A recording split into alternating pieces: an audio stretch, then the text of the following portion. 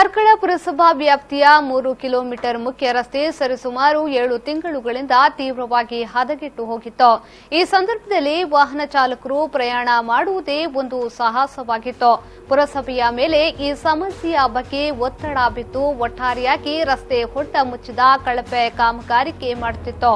ಕಾಮಗಾರಿ ನಡೆದು ಒಂದೆರಡು ದಿನದಲ್ಲಿ ಅದೇ ಸಮಸ್ಯೆ ಎದುರಾಗ್ತಿತ್ತು. ಇದನ್ನು ಗಮನಿಸಿ ಈ ಸಮಸ್ಯೆಯನ್ನ ವಿ4 ನ್ಯೂಸ್ ವಾಹಿನಿಯಲ್ಲಿ ಕಳೆದ ತಿಂಗಳು 25ರಿಂದ ಸವಿಸ್ತಾರವಾಗಿ ಸುದ್ದಿ ಪ್ರಸಾರ ಮಾಡಿತು. ಇದಕ್ಕೆ ಸ್ಪಂದಿಸಿದ ಪುರಸಭೆಯ ಅಧಿಕಾರಿ, ಮಳೆ ಸ್ವಲ್ಪ ಮಟ್ಟಿಗೆ ಕಮ್ಮಿಯಾಗಲೇ ನಂತರ ಶಾಶ್ವತವಾಗಿ ಈ ಸಮಸ್ಯೆಗೆ ಪರಿಹಾರ ಒದಗಿಸುತ್ತೇವೆ ಎಂದು ಹೇಳಿದಾಗಿ ಕಾರ್ಕಳದ ಮುಖ್ಯ ರಸ್ತೆಗೆ ಶಾಶ್ವತವಾದ ಕಾಮಗಾರಿ ಮಾಡಿ ರಸ್ತೆ ಬದಿಯ ವರ್ತಕರಿಗೆ ಹಾಗೂ ಸಣ್ಣ ವ್ಯಾಪಾರಸ್ಥರಿಗೆ ಹಾಗೂ ವಾಹನ ಚಾಲಕರಿಗೆ ಸಮಸ್ಯೆಯಿಂದ ಮುಕ್ತಿ ದೊರೆತಂತಾಗಿದೆ. ಇಲ್ಲಿಯ ಸ್ಥಳೀಯ ವರ್ತಕರು ವಿ4 ನ್ಯೂಸ್ ವಾಹಿನಿಗೆ ಹಾಗೂ ಪುರಸಭೆಗೆ ಕೃತಜ್ಞತೆಯನ್ನ ಸಲ್ಲಿಸಿದ್ದಾರೆ.